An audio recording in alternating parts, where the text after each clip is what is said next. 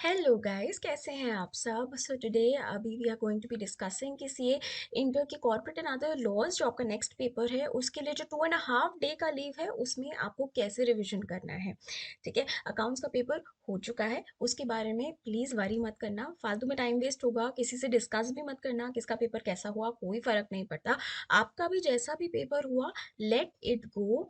अब हमारे पास 3 पेपर्स हाथ में है, the next paper being law, तो उसका तैयारी पे पूरा का पूरा फोकस करना है। ठीक है, यू हैव गॉट 2.5 days, आपके पास 16 चैप्टर्स हैं। How you going to study? Let's start off with the discussion.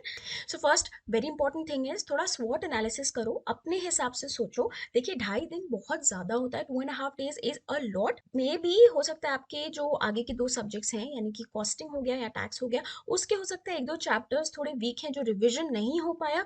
अगर आप चाहें तो आज के दिन यानी कि अकाउंट्स का पेपर होने के बाद रात तक का जो 5 घंटा है, इस टाइम पीरियड के अंदर you can give time to maybe revision of taxation और कॉस्टिंग, उसके 1-2 चैप्टर्स आप रिवाइज कर सकते हैं। ठीक है, अगले दिन तक भी 1 बजे तक आपको चाहिए तो आप आगे के 2 पेपर्स का रिवीजन कर सकते हैं मेरे ख्याल में, पर आप अपना खुद का स्वॉट एनालिसिस करना। ठीक है, अगर आपका लॉ इटसेल्फ वीक है, आपके चैप्टर्स लॉ के अंदर ढंग से रिवाइज नहीं हुए हैं, आप इन्हीं 2.5 दिन के भरोसे बैठे थे, then in that case please revision पे फोकस मत करना। लॉ के पहले वो चैप्टर्स उठाना जो आपको वीक हैं, जो आपको नहीं आते। बहुत सारे स्टूडेंट्स नेगोशिएबल इंस्ट्रूमेंट एक्ट छोड़ देते हैं, जनरल क्लॉज एक्ट छोड़ देते हैं। आपने अगर कोई चैप्टर्स लॉ के छोड़ दिए हैं या रिवाइज ढंग से नहीं हुए थे, पहले पहले प्लीज टेक देम अप आज के दिन में, और कल के दिन में 1 बजे से पहले वो सारे टॉपिक्स कंप्लीट कर देना जिनमें आपको कॉन्फिडेंस नहीं है। ठीक है, आफ्टर दैट आपकी मेन तैयारी जो है वो शुरू होगी कल, यानी कि आपके डे 1 को 1 बजे से। ठीक है, 4 मई को 1 बजे से लेकर रात को 12 बजे तक अप्रोक्सीमेटली आपके पास 8-9 घंटे हो जाएंगे। अगले दिन 12 घंटे हो जाएंगे और एग्जाम से पहले आपको और 5 घंटे मिल जाएंगे। सो अप्रोक्सीमेटली आपके पास 24 to 25 आवर्स हैं जिसमें आपको पूरी की पूरी तैयारी करनी है लॉ की। बहुत इंपॉर्टेंट है, अभी जो आप रिवाइज करेंगे वो ही आपको एग्जाम में मोस्ट लाइकली याद आएगा। जो चैप्टर्स रिवीजन छूट जाएगा वो आपको याद नहीं आएंगे, तो इस समय कैजुअल मत होना, जितना भी टाइम है उसको ऑप्टिमम तरीके से यूटिलाइज करना, सारे चैप्टर्स को रिवाइज करना। डिटेल में जाने की जरूरत नहीं है। ठीक है, सिर्फ ऊपर ऊपर से just brush through all the provisions और इंपॉर्टेंट क्वेश्चंस जो मार्क किए हैं उन्हें खत्म करना। सो हर चैप्टर को कितना टाइम देना है, लेट्स टॉक अबाउट दैट। सो ये स्क्रीन पे जो आप देख रहे हैं ये मैंने अप्रॉक्स 24 आवर्स को डिवाइड कर रखा है। सो अगर आप प्रिलिमिनरी चैप्टर की बात करें, आधे घंटे में कंप्लीट कर लेना। इनकॉर्पोरेशन का चैप्टर है, it should take you approximately 2 hours, नहीं तो भी finish it off in 2 hours. Prospectus वाला चैप्टर 3 1.5 आवर्स, शेयर कैपिटल वाला chapter 4 1.5 hours, then chapter 5 deposits वाला चैप्टर आधे घंटे में, चार्जेस वाला चैप्टर भी आधे घंटे में, डिविडेंड वाला चैप्टर भी आधे घंटे में। चैप्टर 7 काफी इंपॉर्टेंट है, मैनेजमेंट एंड एडमिनिस्ट्रेशन, 3 घंटे में अप्रोक्सीमेटली फिनिश कर देना इसे। अकाउंट्स ऑफ द कंपनी भी बहुत इंपॉर्टेंट है, 2.5 आवर्स में फिनिश कर देना, थोड़ा बड़ा चैप्टर है। ऑडिट एंड ऑडिटर्स 2 घंटे में कोशिश करके फिनिश कर देना। अदर लॉज जो 40 मार्क का पोर्शन है आपका, प्लीज इसे इग्नोर मत करना, इनफैक्ट इसे प्रायोरिटी पे खत्म करना, बिकॉज कंपनी लॉ को करने में थोड़ा टाइम लगेगा, लेकिन अदर लॉज बहुत सिंपल क्वेश्चंस आते हैं, सीधा सीधा स्टडी मैट या पुराने एग्जाम पेपर में से क्वेश्चंस आते हैं।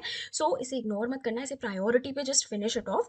जो हमारा कॉन्ट्रैक्ट एक्ट है वो 1-1 घंटे में आप तीनों एक्ट्स के जो चैप्टर्स हैं वो कंप्लीट कर सकते हैं। Agency, bailment and indemnity guarantee. Negotiable instrument act थोड़ा बड़ा है, 3 घंटे में खत्म कर देना। जनरल क्लॉज एक्ट इंटरप्रिटेशन में 1-1 घंटा देकर उसे समहाउ रिवाइज कर लेना। ठीक है, उसके बाद आधा आधा घंटा अमेंडमेंट्स को देना, आरटीपी के क्वेश्चंस को देखने में देना और एग्जाम पैटर्न को समझने में देना। अब इन चैप्टर्स को किस सीक्वेंस में करना है वो भी डिस्कस कर लेते हैं। तो 3 मई और 4 मई के 1 बजे तक अप्रोक्सीमेटली आप या तो रिवाइज करेंगे कॉस्टिंग और टैक्स के कुछ चैप्टर्स, या फिर आप कंपनी लॉ या अदर लॉज के वो चैप्टर्स करेंगे जो आपको वीक हैं, जो आपको नहीं आते, जो आप छोड़ के बैठे हैं।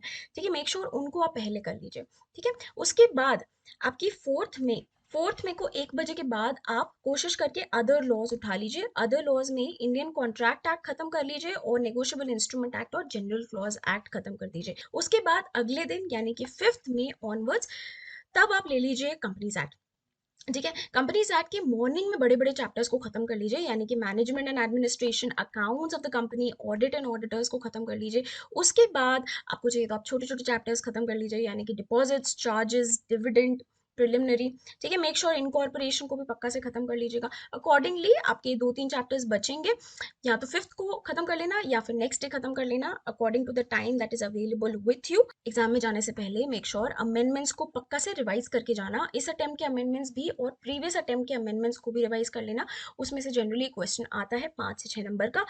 एंड आरटीपी भी देख के जाना। नेक्स्ट बहुत इंपॉर्टेंट टिप है कि आपको एग्जाम पेपर का पैटर्न पता होना चाहिए। अच्छा, इससे रिलेटेड मैंने एक वीडियो बना रखा है जो मैं आई बटन में डाल दूंगी और डिस्क्रिप्शन बॉक्स में डाल दूंगी, डू चेक इट आउट। इसमें आपको पता चल जाएगा एबीसी कैटेगरी क्या है चैप्टर्स की, और एग्जाम के अंदर जो क्वेश्चंस आते हैं कौन से क्वेश्चन के अंदर कौन सा चैप्टर कवर्ड होता है। अगर आपको पहले से पता होगा कि कौन से क्वेश्चंस के अंदर कौन सा चैप्टर कवर्ड है, तो आप बेटर डिसीजन मेकिंग कर सकते हैं। एग्जाम में आप जरा सा सोच के जाना 5 मिनट लगा के कि आपने कौन सा क्वेश्चन पहले अटेम्प्ट करना है, कौन सा बाद में अटेम्प्ट करना है। जनरली स्पीकिंग जो कंपलसरी क्वेश्चन होता है और जो फर्स्ट क्वेश्चन होता है वो थोड़े ना डिफिकल्ट होते हैं या वो थोड़े ज़्यादा बड़े होते हैं। बाकी के जो क्वेश्चंस होते हैं वो कंपैरेटिवली छोटे साइज के होते हैं, इजी टू रीड होते हैं।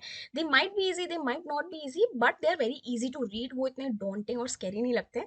सो अगर आप एग्जाम में भी जब भी जाएंगे तो कोशिश करना कि पहले लास्ट के 3 क्वेश्चंस को आप देख लें, क्योंकि उन्हें आप आसानी से पढ़ पाएंगे। उनके आंसर को फिगर आउट कर लीजिए।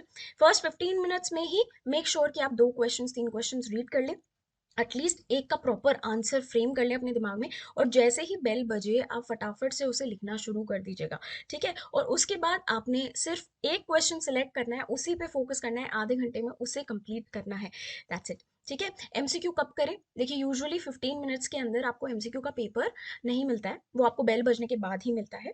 देखिए कोशिश कीजिए कि जब बेल बजे first of all 1-2 questions descriptive आप कंप्लीट कर लीजिए जो आपको अच्छे से आते हैं, ठीक है। उसके बाद maybe take up the MCQs, और एमसीक्यू को कोशिश करके आधे घंटे से 40 मिनट्स के अंदर अंदर कंप्लीट कर लीजिएगा। और उसके बाद जो बचे हुए डिस्क्रिप्टिव क्वेश्चंस हैं जो आपको नहीं आ रहे हैं, जिन्हें एनीवेज आपको अटेम्प्ट तो करना ही है, उन्हें कर लीजिएगा।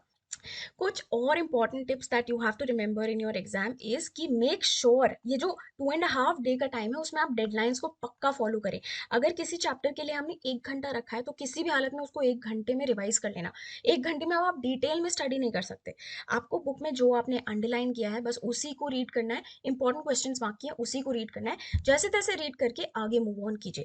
ज़्यादा ज़रूरी ये है कि रफ बेसिस पे आप सारे चैप्टर्स को कवर कर लें, वर्सेस कि 1-2 चैप्टर्स छूट जाएं और बाकी चैप्टर्स आपने कर लिए हो, ऐसा मत कीजिएगा। Next very important tip is make sure कि आप अपने आप को काम रखें। देखिए आप जितना भी काम रहेंगे, रिलैक्स रहेंगे, उतना आपको एग्जाम में ज़्यादा चीज़ें याद आएंगी, उतना बेटर डिसीजन मेकिंग करेंगे एग्जाम के अंदर। तो काम रहने के लिए मेक श्योर आप किसी के साथ डिस्कस ना करें कि तेरी प्रिपरेशन कैसी है, तेरी प्रिपरेशन कैसी है, प्लीज़। और दूसरी चीज़, सोशल मीडिया से प्लीज़ दूर रहिए, है ना। कोशिश कीजिए आप मैराथन लेक्चर्स भी तभी कंज्यूम कीजिएगा जब आपको सच में बहुत ज़्यादा जल्दी है और या ज़रूरत पड़ रही है।